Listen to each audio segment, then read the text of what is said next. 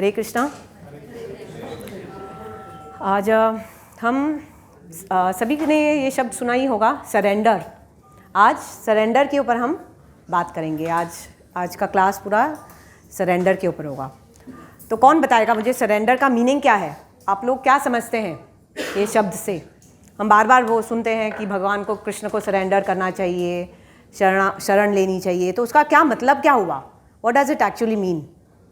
बताइए श्रद्धा माता जी। मन को समर्पण करना। मन को समर्पण करना। चलिए, और क्या हो सकता है उसका इंटरप्रिटेशन? सरेंडर कर रहे हैं उनके दिए गए हर आदेश का पालन। वेरी गुड माता जी। बस वही एग्जैक्टली यही आंसर है कि सरेंडर का मतलब क्या है कि शरणागति, भगवान की शरण लेना या भगवान के समर्पण हो जाना।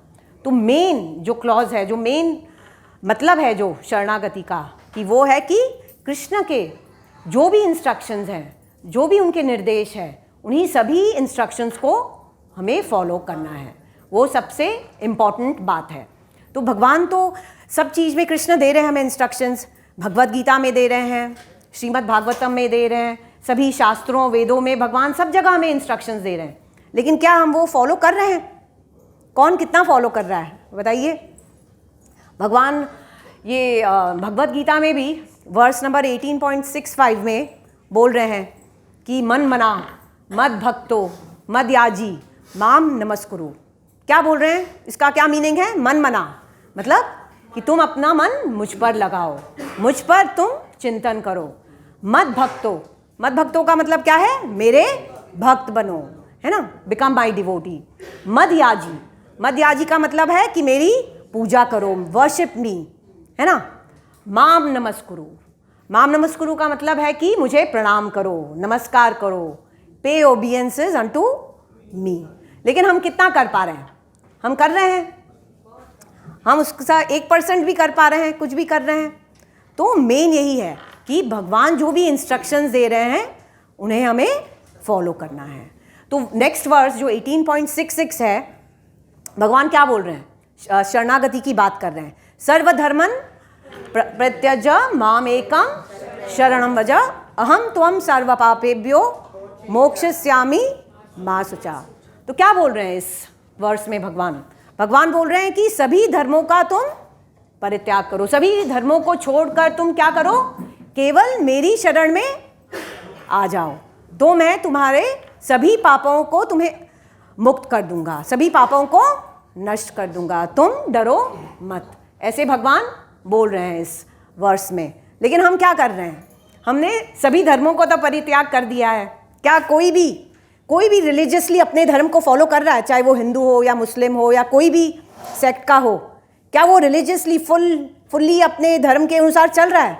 तो हमने पहली बात तो मान ली भगवान की कि सब धर्मों का त्याग कर दिया, लेकिन हम भगवान के शरण में नहीं जा रहे, उनके इंस्ट्रक्शंस को फॉलो नहीं कर पा रहे हैं।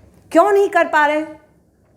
क्योंकि हम इस देहात्म बुद्धि से, ये जो बॉडीली कॉन्सेप्ट ऑफ लाइफ जिसको बोलते हैं ना, उससे हम ऊपर नहीं उठ पा रहे हैं। बॉडीली कॉन्सेप्ट ऑफ लाइफ मतलब हम क्या सोचते हैं कि हम ये शरीर हैं। हम ये जानते ही नहीं हैं, आधे से आधे लोग ये जानते ही नहीं है कि हम आत्मा हैं, कि आत्मा क्या है? आत्मा भी कृष्ण का ही अंश है। तो unless and until we get free from all these designations कि हम इंडियन हैं, हम हिंदू हैं, हम ये बॉडी है, जब तक हम ये डेजिग्नेशन से फ्री नहीं हो पाएंगे, तब तक हम कृष्ण से सरेंडर हो नहीं पाएंगे। यही प्रॉब्लम है। हमें अपना अहम और ममा छोड़ना होगा कि मैं हूँ, मैं कर सकता हूँ, ये मेरा है। ये जो भावना है, ये जो हमारी सोच है, वो उससे हमें फ्री होना पड़ेगा अगर हमें कृष्ण को सरेंडर करना है।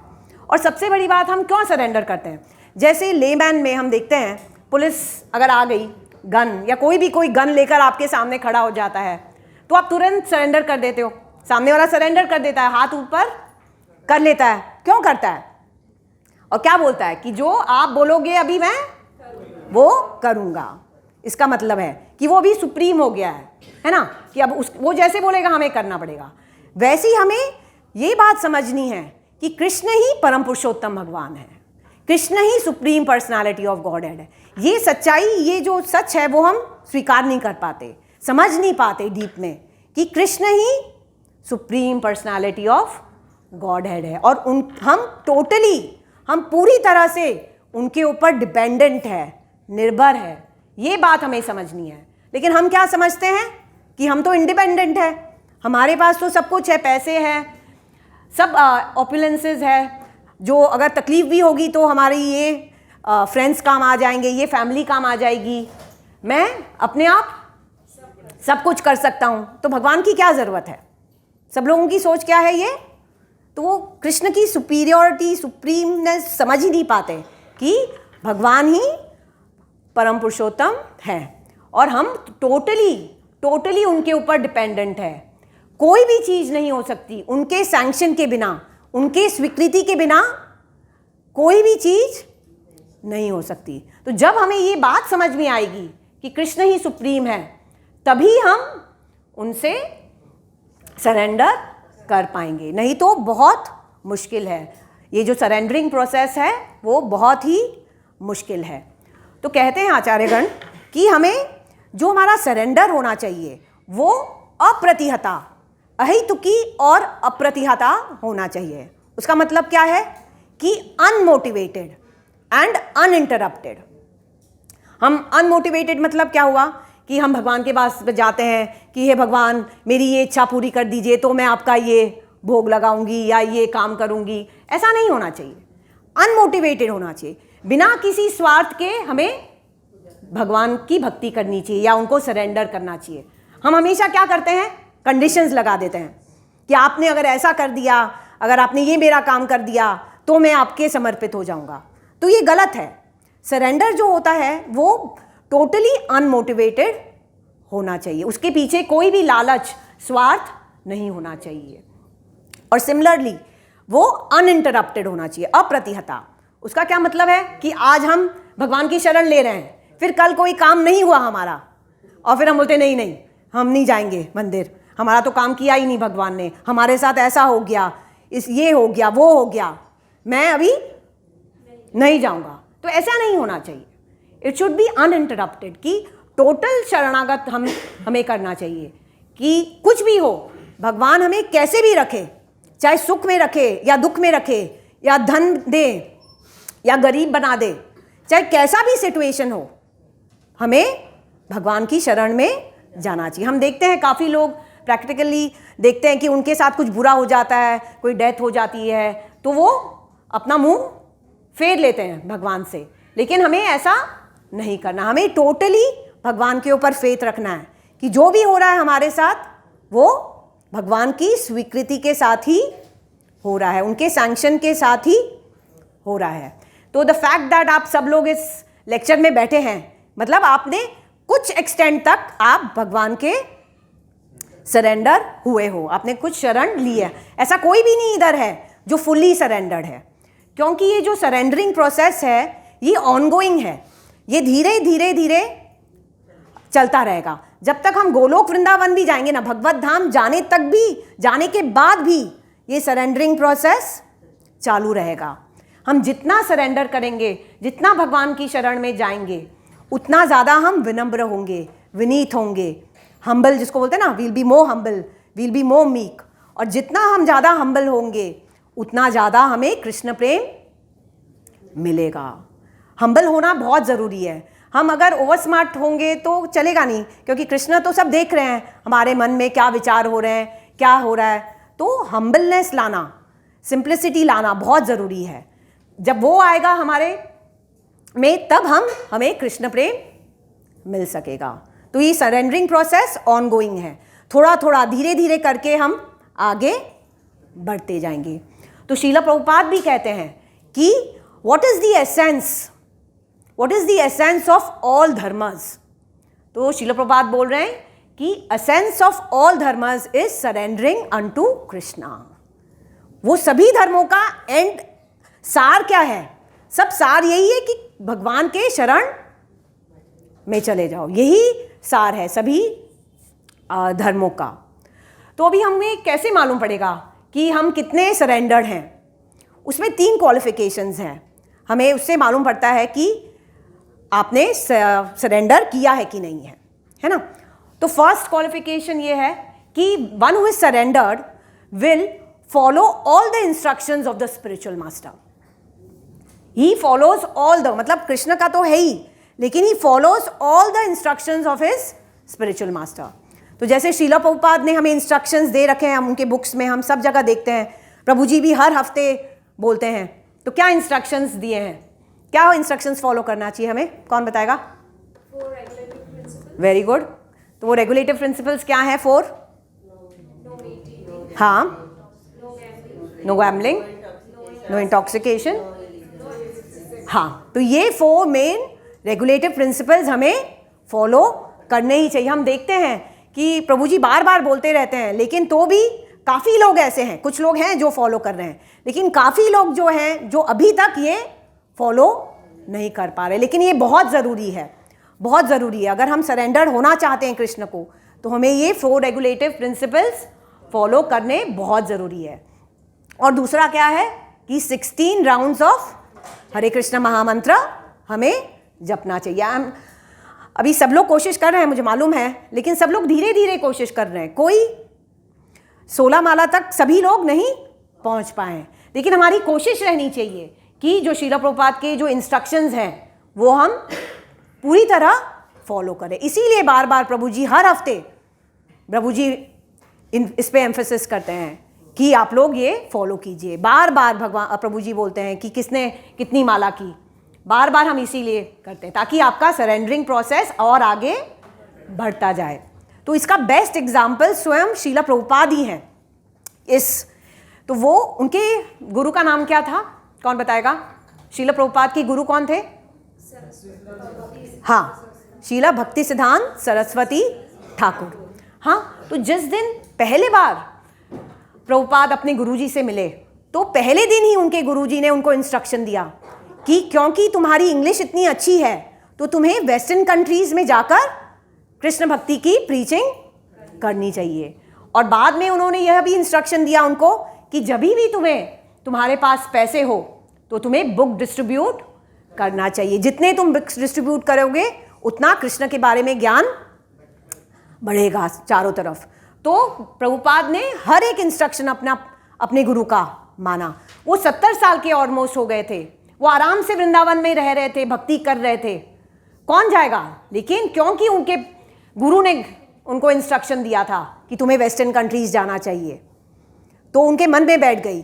और 70 साल के एज में भी वो यूएस गए, फिर किसके लिए? प्रीचिंग करने के लिए।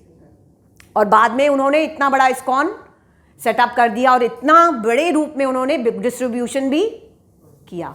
तो ये क्यों वो इतने सफल हुए? इतना इज इट ईजी? जितने नंबर ऑफ टेम्पल्स उन्होंने बनाए, जितना उन्होंने बुक डिस्ट्रीब्यूशन किया, is it possible for a normal person?